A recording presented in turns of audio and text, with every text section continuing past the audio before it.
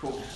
So again, like I said, my dissertation, I'm looking to investigate the opportunities and challenges augmented reality has for luxury fashion. Mm-hmm. So my main focus is on, based on my research that I've done, I want to focus on the three main paths of purchase. So like pre-purchase, the actual act of purchasing, and post-purchase. It's just like to get your general thoughts on each purchase journey and the links to AR and luxury fashion. Okay. So starting with the pre-purchase. Yes, but I think one of the first things that came to my mind was post-purchase, and first of all, I never thought about that part of the shopping journey, and to be honest, I haven't come across many cases, so I think that part of the journey is quite untapped, which means I think probably a lot of brands can push into that space and innovate and somewhat lead in that space. But yeah, I think there's not a lot out there at the moment that looks at post purchasing. Yeah, definitely. I mean, the examples that I was thinking about, or things that I came up with is, luxury in general, or luxury fashion. There's a lot around discovery, and that obviously discovery is a very, very important step in the pre-purchasing part of the journey, but it could also be interesting to experiment with that after the purchase happened. So for example, unlocking new content or unlocking new information about a product that you purchased. Yeah, okay. And that could be something that you could trigger through augmented reality, for example. Yeah, of course. But other than that, post-purchase, I'm not quite sure. Yeah, I mean, that's why that was quite an important part to me to look at, because there's little to no use cases of post-purchase. And I understand that with luxury fashion, it's quite like a niche group of people who do purchase these kind of things. So I imagine they already have established brand loyalty. But I mean, one thing I did notice is you put so much money into buying an expensive handbag, but most of the time people don't really know how to look after it and or necessarily know how to accessorize it. Because if you're investing so much money into it, you would want to know how to maybe use it as much as possible or be able to look after it well. You get little booklets with a general care, but if you had something with snakeskin, how would you do it? And it's always tiny font and loads of different languages. So I just think there's potential there to let them interact with it through AR. But absolutely. I mean, I think that could be a great way of re-engaging with your consumer. Mm-hmm. So even though you already purchased your product, post-purchase at the end of your journey, that you kind of stay engaged with those consumers and show them as a brand that you're still there and you're still involved and you still want to help. I think that could be a great way. But I think, generally speaking, when I was thinking about AR, I think it comes down to probably two major things. One of them being usefulness. So what is the added value? Why would someone actually use augmented reality? Because as you already pointed out in this piece, a lot of it at the moment is quite gimmicky, and especially with the likes of Snapchat adding 3D filters, and all of this is about fun and gimmicky, as you said. I think it's difficult then to make that turn and make it more serious in a way, or useful. So I think a lot of it boils down to how useful can AR actually be. Why would I as a consumer actually use it?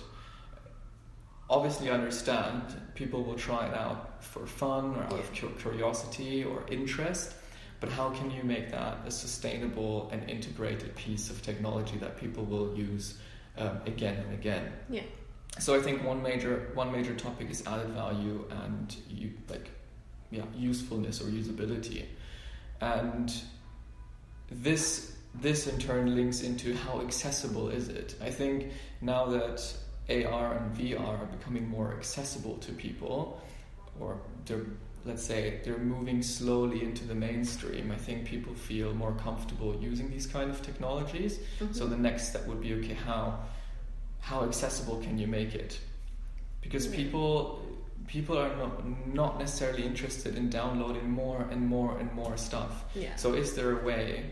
So the good thing is with accessibility versus VR, AR is already on your phone. Like the thing that you need is your phone, and people Yeah. are already interacting with their phones on a daily basis. I think there's some stat that says people are close to their phones 22 hours a day.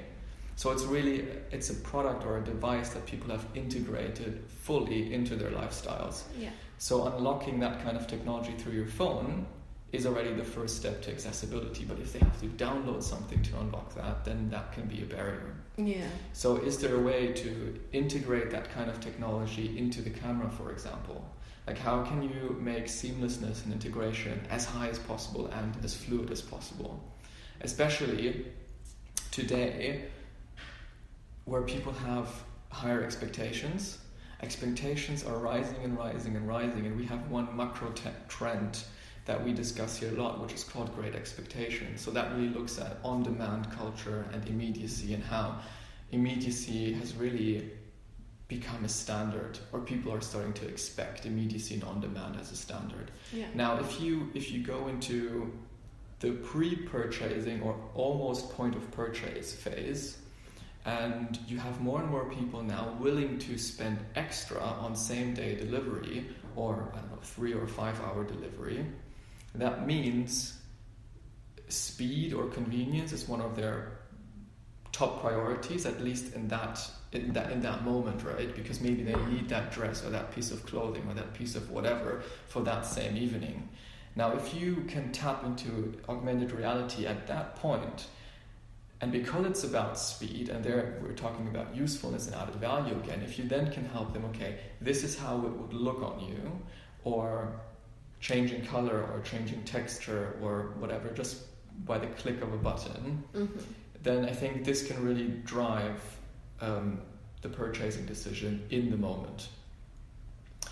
But there again, there's a lot around speed and convenience, and I think there can be very, very useful for brands across, within the industry, across price points. Yeah. So I think that's one thing. And then another big topic is experiences. Yeah. Like storytelling for brands and brand experiences. So we're seeing this across categories, but this is also happening in luxury, that yes, obviously people buy into objects and products, material objects, but especially Western society has reached something that we refer to as peak materialism. So people have everything they need. Yeah. And they've come to a point where they've realized, by buying more products, I won't necessarily be happier than I am now. So instead of buying into products and spending your money on objects, they're redirecting their money into experiences. Yeah. Experiences that are memorable, experiences that are shareable, that you can talk about. And these are mostly intangible. So how can brands tap into that space? How can they offer a memorable experience to their customers? And I think this is where new technologies or advanced technologies can play a major role. This can be VR or AR. Yeah. So experiences, I think experiences is a major topic, especially for luxury brands. Yeah. Which is becoming more and more important. There are so many examples out there of luxury brands opening boutiques or stores that are purely centered around engaging with the brand and the story of the brand and experiencing the brand, opposed to selling more products. Yeah, I mean, that's why I chose luxury fashion, because I think out of all, most industries, it's the one that can, it's like evolved based on the story. Like, people buy into it because they want, like a tribe. It comes with a certain type of vibe. Absolutely. And one of the things that you also pointed out is personalization and customization, which is especially important for luxury. People really want that personal treatment, that possibility to customize, and I think there again AR can play a role and help give them a more personal experience. But I think in general, experiences or brand storytelling or brand narratives will be a really, really important factor in driving this, because a lot of it will not necessarily just one thing. I think there's one space for AR, which is probably the added value usefulness space, where it's more about selling. You can really help people in making the right decision. Yeah. And the other side will be experiences, which is less around selling a product, but it's more about selling the brand. Yeah. And because this is becoming so important nowadays, I think offering pre-purchase, point of purchase, and post-purchase, like tapping in that whole customer journey, but offering that extra experience, and that can be anything. That can be offering people like a virtual architectural walk through some kind of boutique or store, or imagine you walk into a store and it somehow, when you stand in front of a garment, you somehow unlock the story of the garment, or the manufacturing process of the garment, or some kind of extra that creates a higher connection between, or a stronger link between brand and consumer, because it's giving you that extra, and people really want that stronger connection to a brand. So the question is, how do you build a more engaged brand narrative that really connects with the consumer on a more emotional level, right? Yeah. I think one other thing that taps into this is transparency, because more people are expecting transparency from brands, not only socially or ethically, but also who is this brand? What are they about? What do they stand for? What are their values? Mm-hmm. And if you're able to communicate that through these kind of technologies, then that's great. It's this extra layer or this extra added value that you're giving to them. Perfect. In my head, like, one thing I feel like that will struggle is just getting people to actually, like, so, okay, great, like, you know, if you scan something, it'll come up with this information. It's just like, would people actually want to? It's just like this barrier. That's a good question. To be honest, I'm a bit skeptical when it comes to these technologies, at least at this point. Or at this stage where we are with them. Yes, Pokemon Go and similar games have proven that augmented reality is something people are willing to accept, and they're not scared of it anymore. But when I have this stat somewhere here that says that, I can't find it right now, you'll find it in here, but it basically says that I think 17% of the people who played Pokemon Go didn't play it because of the AR feature. So it's like, what is it then? Okay, well, in that case, it's mostly nostalgia, and it's newness and novelty. Yeah. So the big question will be, like, why is it the person who will actually buy into the brand that's going to use AR, or are they going to engage with other audiences who are at the forefront of technology and who are just curious about the newness and novelty, who will try, which will drive brand engagement and raise awareness of the brand, but it won't necessarily feed into sales or turnover or product purchases. Yeah. That's kind of what I'm worried about. Yeah. But on the other hand, I think there is quite a promising future for AR and VR, because they're image-based. And with the likes of Pinterest and Instagram and Snapchat, we're clearly, as a society and culture, we're clearly moving into image-based communication. Image first and then word. Yeah. And even though we're seeing over and over again how comfortable people feel about voice, because that's how we communicate as human beings, right? Mm-hmm. That explains why people have become accustomed to things like Siri or engaging with some kind of Alexa or whatever, because that's the form of communication we're used to, verbal communication.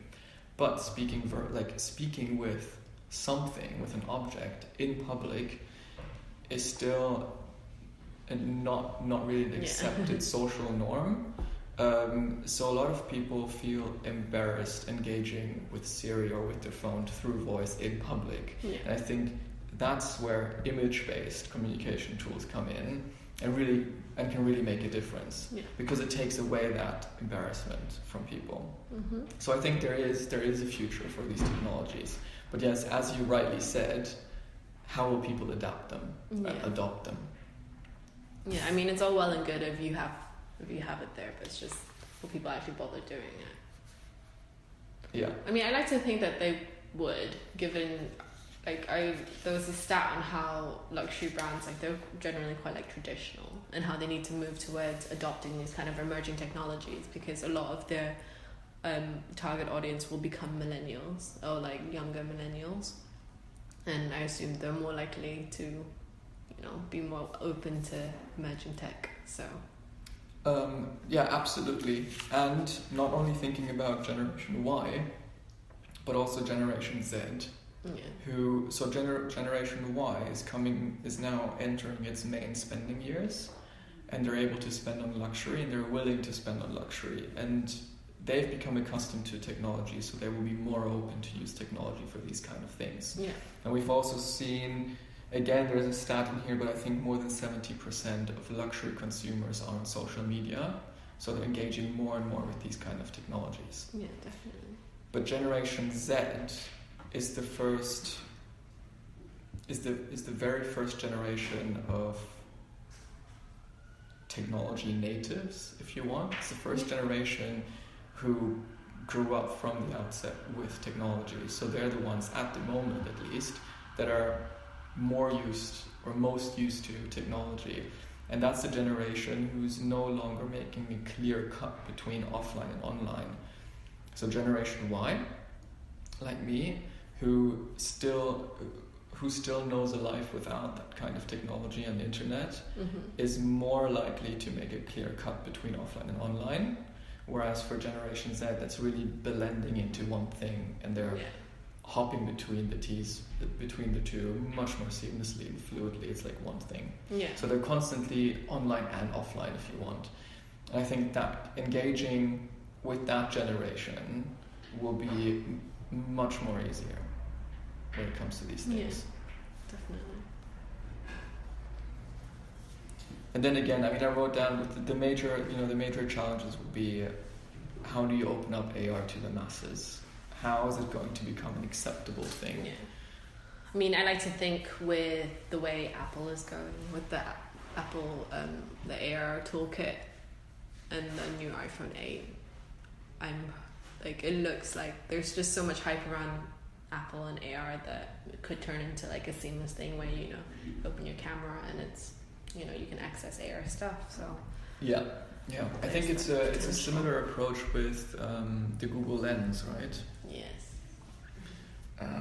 Where these kinds of technologies are already integrated into the camera itself, and you just point something at, I don't know, a sign, and it will translate into a different language or whatever. Yeah. So yeah, making the technology more accessible will be one thing, and then making the technology more attractive. Again, that whole issue around added value and usability and usefulness. Yeah. And I think one of the main challenges of VR is that it's a solo experience. Yeah. So a lot of companies in that space are now trying to figure out how can we make virtual reality a shared experience and a shareable experience. And I think augmented reality has a very similar issue. How can you create an augmented reality experience around a brand that you can experience with your best friend? Yeah. Or with your family or whoever it is, but an experience that you're not experiencing by yourself, but yet you're sharing with someone else, because it's extremely important for people that you're able to share the experiences with other people.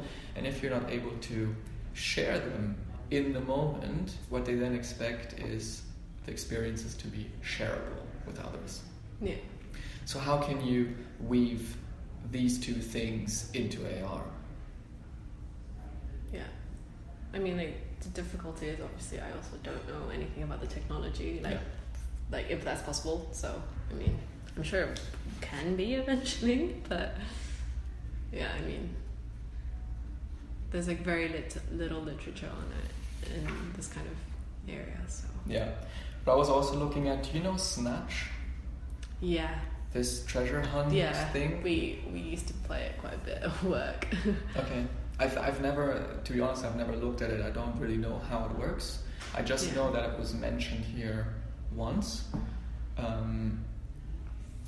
It's basically like if there's someone near you and if they have like a parcel, you can snatch it and then they can like either put a guard up and like deflect you or not. But like you can win some pretty big prizes. Okay. I've never won anything. Like people, I was so bad at it. But the girl who works next to me, she got like vouchers and like a TV subscription to for like 3 months or something. So it's pretty, Okay. Because I was just thinking about that example, and I was like, perhaps that could be a way to integrate AR for a luxury brand into the pre-purchasing phase, where you can, because right now a lot of AR is in that fun space, yeah? So if you kind of keep it in that fun space, maybe you can pull it a bit out, but generally speaking, keeping it in that fun space, because that's what people are used to. Yeah. It's very familiar for them to use AR in that space. Not that you have to, host a treasure hunt or anything, but that can be adapted in some way, that people can unlock different things, items, experiences, content, information around a product launch, about a new product, a new store, whatever it might be. But I think that would probably feed more into a launch strategy or a communications strategy or some sort, but not necessarily into like a sustainable aspect of your brand. But I guess like I was thinking about some research I read on like experiential marketing in luxury fashion, how like Hermes and stuff started doing just like random pop-ups and that's not necessarily sustainable either, but it's just more to like generate hype about something new. So I guess it's just whether it's like a long-term scalable use thing, AR, or if it's just more like short term. And I think especially if you're trying to engage people of younger age, now just think about the Louis Vuitton Supreme collaboration. Now in that case, you could have, staged some kind of AR-driven game around the launch if you wanted to, and I think that crowd that's buying into that would also be willing, to partake in these things or engage with these things. So I think it always boils down to who is your audience and who are you trying to target. And we've seen that luxury is no longer only attracting the high net worth individuals who are in older generations, but it's across all generations by now, and more younger people are buying into accessible or more accessible luxury, especially because we're more used to immediacy now. And I had this nice quote here from Hilfiger CEO who said, "It's not about turnover by square foot anymore, it's about surprise by square foot or newness." And I think that really taps into that whole idea. Definitely. That a store or a boutique is no longer just a sales tool. But I mean, we know that for quite a long time now that you're no longer just generating sales, especially as a luxury brand, through your brick and mortar stores, but it's a gateway into your brand world and experiencing who you are as a brand and what you stand for. So it's like, how can you use all of these technologies to embrace people in that narrative? And as long as you do it in a way that's memorable and that really engages with you on an emotional level, then people will remember, and they'll probably be more willing to use that kind of technology again when they interact with your brand in the future. Yeah.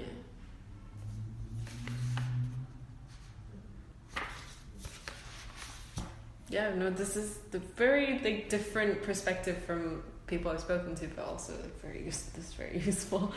Okay. Yeah, definitely. So what are the kind of things that they were mentioning? Well, I mean, so I spoke to this woman who is kind of in between fashion and tech, and she was mainly saying how like what she would like to see from luxury fashion brands in AR is very much like well, I guess everyone said the same thing in terms of providing a narrative and a storytelling aspect, but I think it's just coming from someone that's more consumer based. It's just, I don't know, it's more like just more less techie, if that makes sense. So it's just more focused on the consumer, which I haven't had yet, which is great. So is there anything that you would like me to expand on, or is there anything you would like me to comment on what the others said? I don't know. I think that's fine. But I think what I would like to understand is like why, like, do you think the consumer is more likely to want to engage with the AR before actually buying the product, so like in the discovery stage or post? Like, do you think there's a chance of repeat engagement if you already have the item? You know, like which one do you think has, or like throughout the 3 stages, which one do you think has the most use case, like the most effective use case of AR?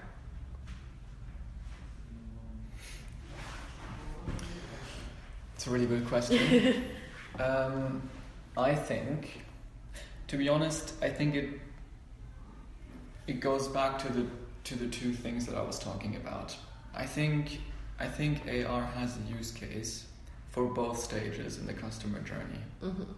Pre-purchase and point of purchase, but probably in slightly different ways. I mean, at least that's what I believe. Yeah. I believe that the experiential phase is probably more point of purchase. People are entering your brand world, and you can enhance that experience by using augmented reality. Now, obviously, in that space, you can obviously use AR to trigger more sales. Mm-hmm. Obviously, that's possible, but I think the stronger focus at that point in the consumer journey is that experience, that emotional connection, that narrative, that storytelling.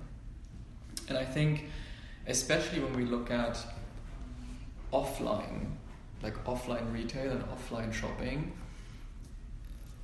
it's so seamless nowadays, right? Yeah. People tend to research online. A lot of them buy online, but there's so many people, it's actually the majority of people who still prefer shopping in store. Mm-hmm. People like the in-store experience. So providing all of these channels for customers means that you have an omni-channel strategy. Yeah. But the next step is going to be to have an integrated strategy. So really integrating all of these channels into one seamless experience. And this is another thing where I think AR can play a role in the point of purchase phase. Because if you do step into the store as a consumer, mm-hmm. then how can you as a brand bring back all of that information that people researched online on your site, for example, mm-hmm. and feed back that information in your store? Be like, you looked at this item online, it's actually right there. Yeah. And you also looked at this, or you looked at that, and there is a really nice story around this, and you can look at it here.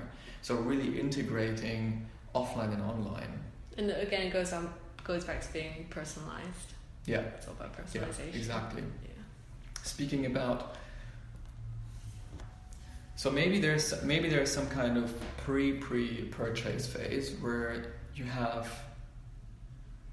your intentions are not really there to actually buy something from a brand or into a brand. And I think that's where probably experiences play a role. Yeah, because you can engage with those consumers and build your narrative. I mean, wouldn't you consider that pre-purchase? Because pre-purchase is very much like you don't, it's about like identifying a need, like a want recognition kind of thing. Because I mean, it's like, yeah, it's about like discovering what you do want to buy. Or do you think pre-purchase is very much like, you know what you want to buy? No, not necessarily, because a lot, especially when it comes to like high involvement purchases like luxury, there's still a lot around researching, comparing, reflecting, communicating with your friends, exchanging ideas and recommendations or whatever. And discovery is still a big part of it. Yeah, people like to discover things, right? Yeah. So, but would you not consider that the pre-purchase stage? Yeah, probably. Yeah. Yes. Yeah. Absolutely. I agree. I mean, I think. Maybe it is difficult to say where that experiential part comes in, because it's probably across all of the touch points in the journey. The question is more, do you want that experiential thing? You want to hone in on that once people enter the store. So really have like an in-store, enhanced in-store immersive experience. And or do you want something similar pre-purchase, where it's a lot about brand narrative and building that link with people? I guess you could do something that does kind of, to get the full experience in store, is like using it as the pre-purchase as like a bit of like a teaser to like draw you into the store, because if you're not even going to go in, then there's no point. Yeah. So yeah, true. I guess it's like a little bridge. Maybe. Yeah. And then point of purchase.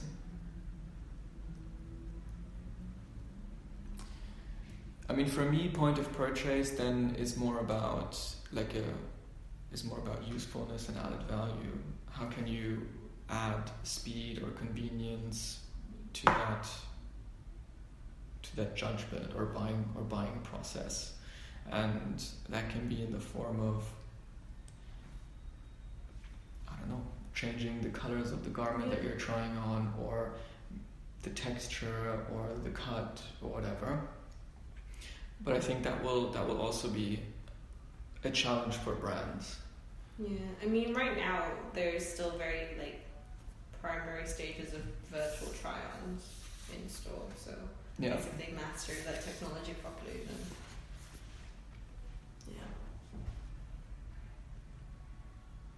then I wrote down something similar, because with AR the product itself becomes intangible. It's no longer tangible physically. There's no, say, physical nature to the product. Mm-hmm. So how do you make that virtual experience or that virtual try-on as real as possible? Yeah, I mean, I think that the technology has gotten better for like cosmetics. Okay. So far, but I think obviously it's harder to map a body than it is to map a face, because I mean, faces, like, obviously they're very different, but you have a set of eyes, nose, mouth, whereas like I think body shapes and stuff is more different. Because like I know like one that's pretty good is like Charlotte Tilbury, who's a luxury cosmetics brand, and she's got like magic mirrors where instead of like normally you can go in and try one of her signature looks, it takes 45 minutes to actually apply the makeup, but then now with the magic mirrors it's 45 seconds, like all 10 looks. So I guess in a way that is like functionality, because then if you like something and you can see how it looks on you, it like detects your skin tone, like recommends the stuff that's more useful. Yeah. Do you know about Macy's One Below? No. Macy's launched a new retail concept, which is called One Below, and it's the whole idea is to attract like Gen Z and younger audiences, and they've basically digitized like a whole part of their store. It's like these interactive mirrors and virtual try-ons and whatnot, and I don't know, screens where you can immediately share with your friends. I don't know. I mean, Yeah. I'm personally, I'm not a huge fan of these things, no, but neither am I. But it looks like it is going in that direction. yeah, With that technology. So I mean, yeah, we'll see. yeah. I think it's important that with the things that brands are putting out on the market, they have to realize that people are willing to adopt things, but it has to Makes sense. it has to make sense and seamlessly integrate into their lifestyles. Yeah. Anything else you would like to discuss? No, I think this has been perfect. Yeah. Yeah. Do you have anything else you want to add?